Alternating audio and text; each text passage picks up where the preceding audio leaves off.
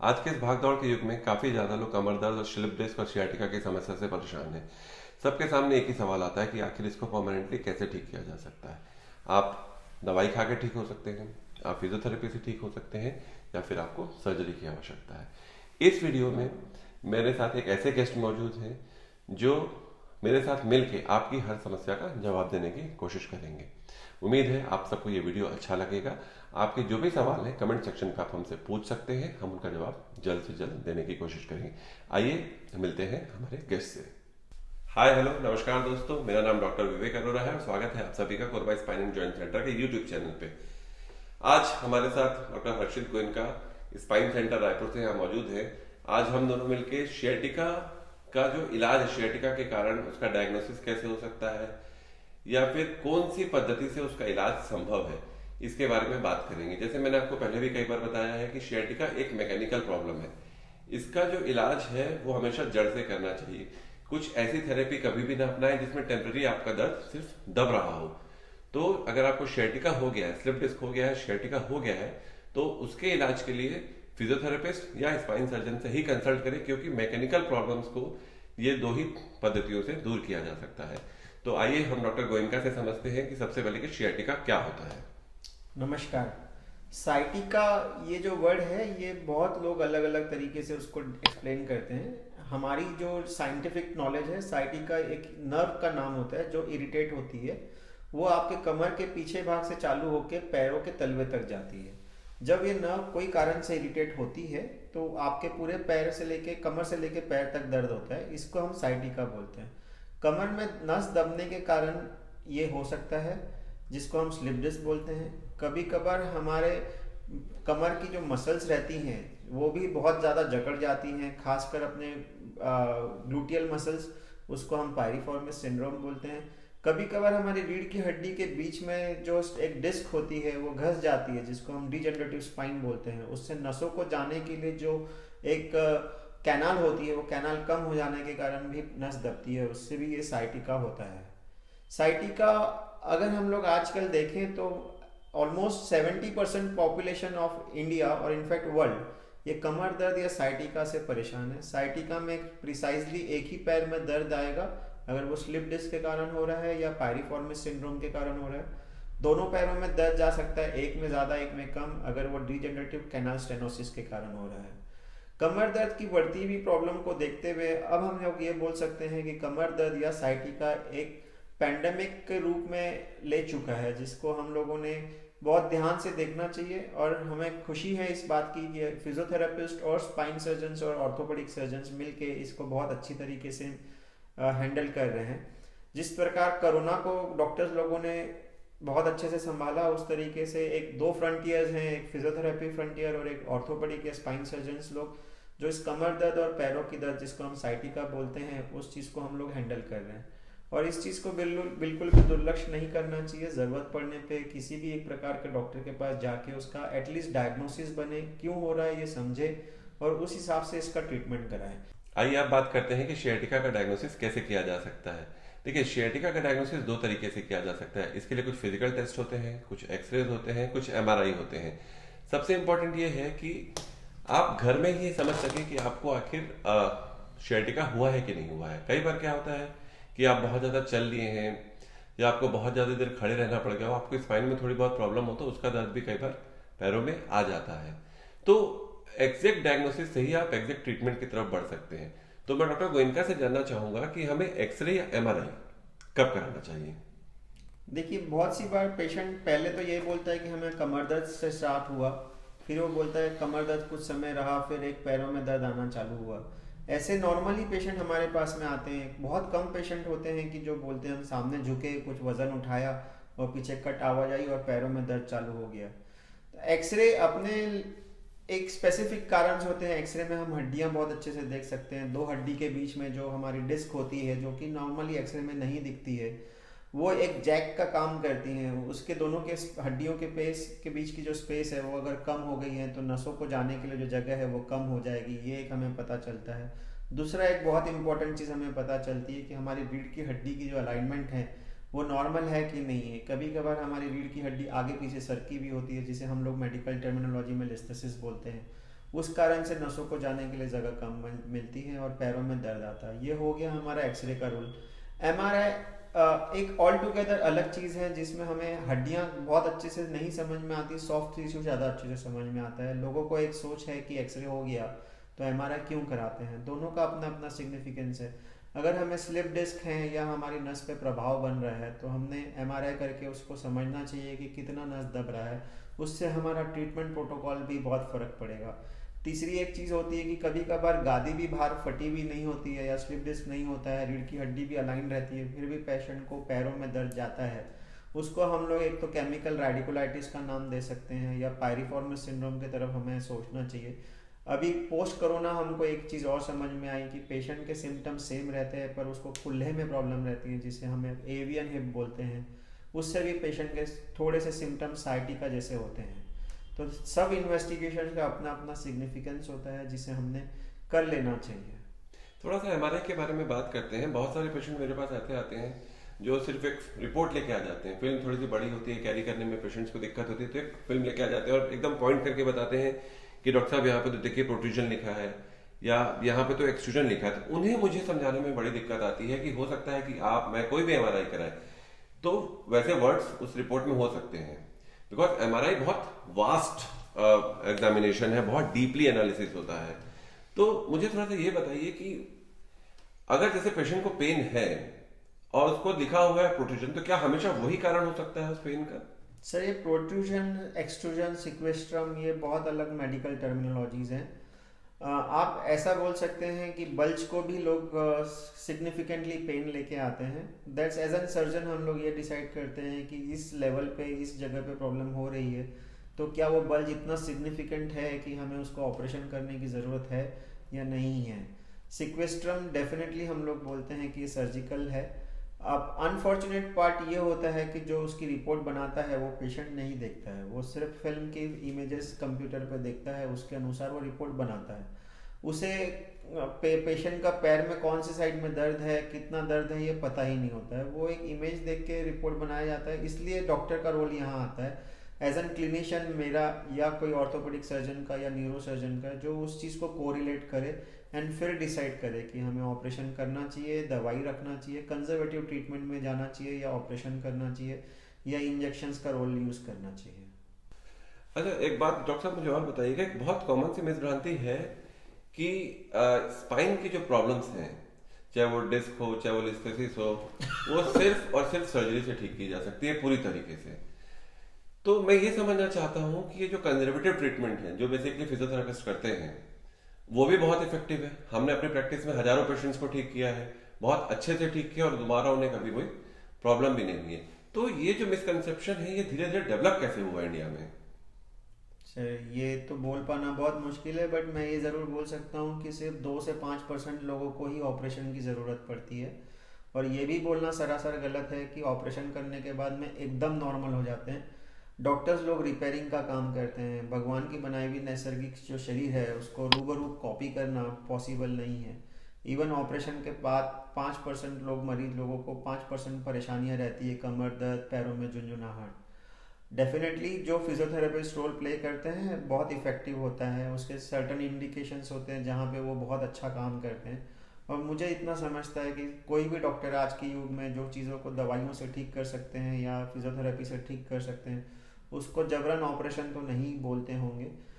ये सोच कैसे आई है, क्यों आई है, ये बोलना बहुत मुश्किल है, बट हाँ सिर्फ 4 से 5% पेशेंट को ही ऑपरेशन की ज़रूरत पड़ती है।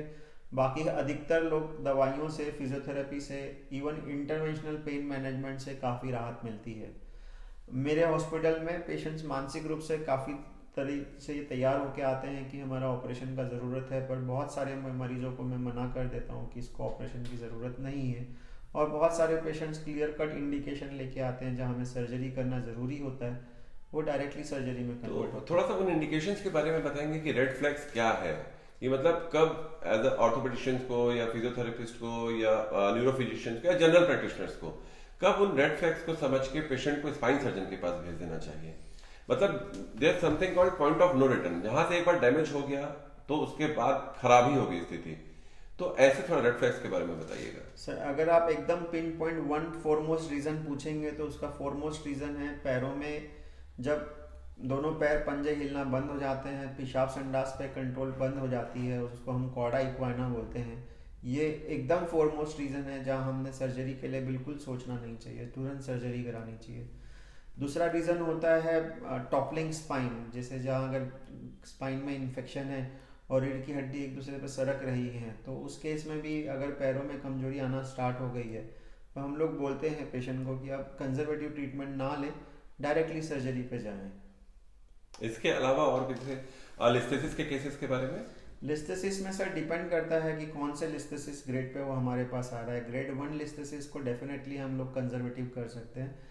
Grade 2 listhesis is basically a border line, जहाँ हम दवाइयों पे भी छोड़ सकते हैं पेशेंट को, अगर सिम्टम्स बहुत ज़्यादा है तो हम सर्जरी एडवाइस करते हैं। ग्रेड 3 ग्रेड 4 पेशेंट्स तो नॉर्मली दे कम अप, वो लोग खुद ही से ही मन बना के आते हैं कि अब सहन नहीं हो रहा है, हमारा सर्जरी कर दीजिए। आइए अब थोड़ा सा समझने की कोशिश करते हैं कि कब घर में आराम करने से, कब फिजियोथेरेपी लेने से और कब सर्जरी से आपका दर्द पूरी तरह से ठीक हो सकता है। डॉक्टर साहब एक बात बताइए कि जितने भी स्लिप डिस्क के केसेस हैं, बॉडी अपने आप में सक्षम है इन दर्द को ठीक करने के लिए। हाँ जी। जो हीलिंग है वो बॉडी खुद ही कर लेती है, लेकिन ऐसा क्या हो जाता है कि पेशेंट को पेन कई सालों तक बना रह जाता है? सर कुछ कुछ चीज़ें कुदरत के अनुसार खुद से हो जानी चाहिए, कहीं कहीं चीज़ें कुदरत के भी बियॉन्ड होती है जहाँ सर्जन्स लोग अपना रोल प्ले करते हैं।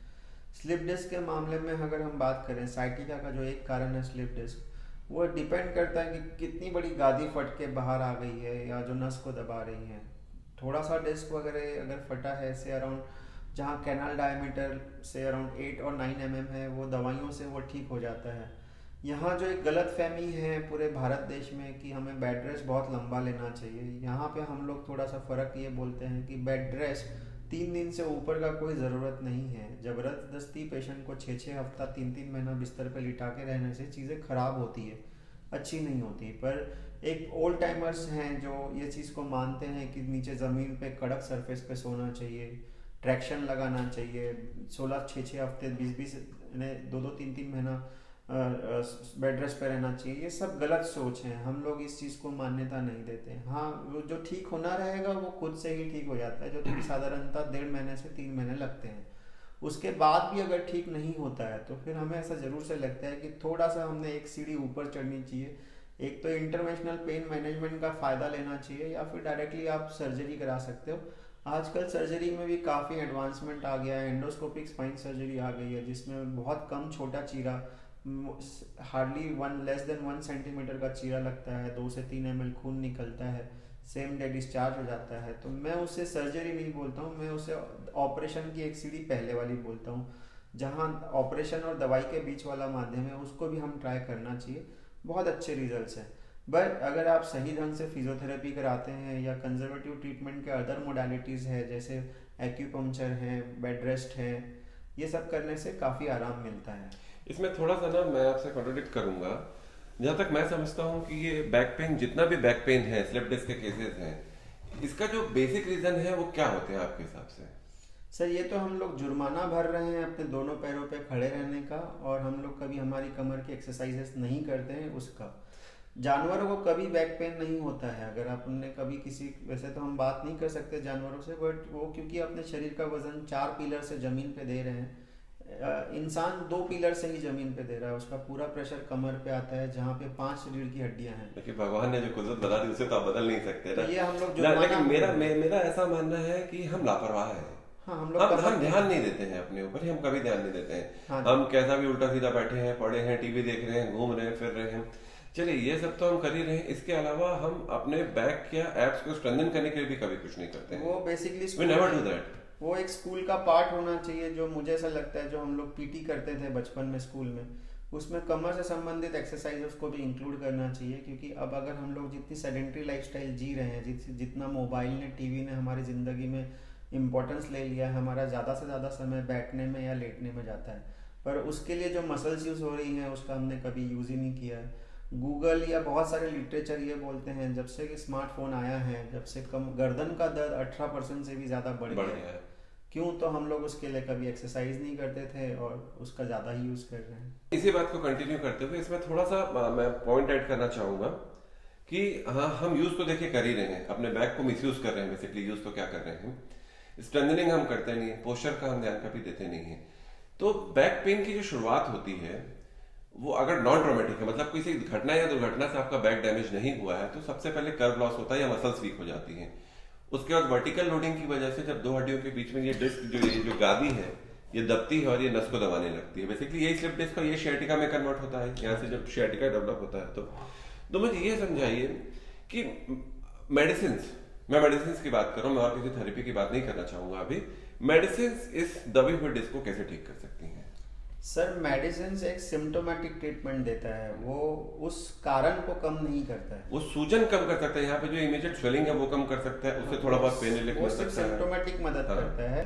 इसके अलावा फिर मुझे ये बताइए, कोई भी ऐसी पद्धति, लोग क्या करते हैं गांव देहात में जाते हैं, किसी बैगर से झड़वा रहे हैं या सख्त सरफेस पे सो रहे हैं या कुछ ऐसी पद्धतियां ले रहे हैं जो उसकी जड़ पे तो बिल्कुल असर डाल ही नहीं रही है, तो वो क्या समय की बर्बादी नहीं है? सर वो एक प्रकार का मेंटल मसाज करता है।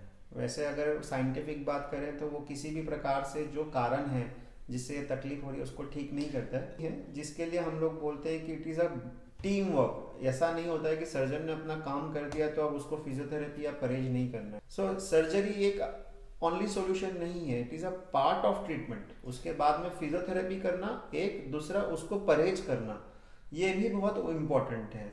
अंत में मैं आप सबके लिए इसको थोड़ा सा समराइज कर देता हूँ। अगर आपको सियाटिका डेवलप हो गया है तो शुरू में कुछ दिन के लिए आप बेड रेस्ट करिए, उसके बाद अपने नज़दीकी फिजियोथेरेपिस्ट के पास जाके इलाज करिए। वहाँ पे पहले आप ये समझिए कि आपके पास कोई रेड फ्लैग्स तो नहीं है।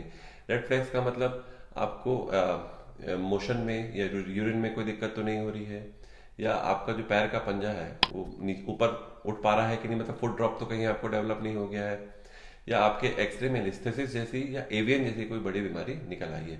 इस केस में आपको तुरंत जाके स्पाइन सर्जन से कंसल्ट करना है कि आगे उनके लिए क्या हो सकता है। अगर आपको अभी हल्का सा पेन है या मीडियम लेवल का पेन है और पैरों में झुंझुनाहट है तो इनिशियल 3 महीने तक आप फिजियोथेरेपी कराइए। अगर उसके बाद भी ठीक नहीं होता है तो आप जाके सर्जन से मिलिए। अब जो मैं आपको 3 महीने की फिजियोथेरेपी कराने बोल रहा हूँ, इसके आपके कई फायदे निकलेंगे। पहला, अगर आपका पेन कम हो गया तो आप सर्जरी से बच जाएंगे। दूसरा, जब भी आप फिजियोथेरेपी कराते हैं तो उसमें जो एक्सरसाइजेज आप करेंगे उससे आपकी जो मसल्स हैं, जो बैक मसल्स हैं, जो एब्डोमिनल मसल्स हैं, वो भी थोड़ी सी मजबूत होंगी। इससे आप, अगर आपको सर्जरी में जाना भी पड़ता है तो जो आपकी पोस्ट सर्जिकल रिकवरी है वो थोड़ी सी अच्छी हो जाएगी। आपको सर्जरी के बाद इतनी ज्यादा समस्या झेलनी नहीं पड़ेगी। साथ में जो कॉम्प्लिकेशंस का रेट है, मैं समझता हूँ अगर पहले से फिजियोथेरेपी लेके मसल्स को स्ट्रॉन्ग करके अगर पेशेंट सर्जरी में जाता है तो पोस्ट ऑफ रिकवरी तो फास्ट होगी, साथ में कॉम्प्लिकेशंस में भी थोड़ा फर्क पड़ना चाहिए। पोस्ट सर्जरी जो कमर दर्द होता है वो डेफिनेटली कम होता है और रिकरेंस के चांसेस भी उतने ही कम होंगे। जो उतना ध्यान रहेगा, मसल्स उतनी डेवलप रहेगी तो रिकरेंस भी नहीं। और इस दौरान में आप अपने सारे प्रिकॉशंस में भी एकदम परफेक्ट हो चुके होंगे। उम्मीद है आप सभी को ये वीडियो बहुत अच्छा लगा होगा। अगर आप अपने कोई कमेंट्स, मतलब आपके कोई सवाल है तो आप कमेंट सेक्शन पे हमसे पूछ सकते हैं। हम दोनों ही बहुत जल्दी उसका जवाब देने की कोशिश करेंगे।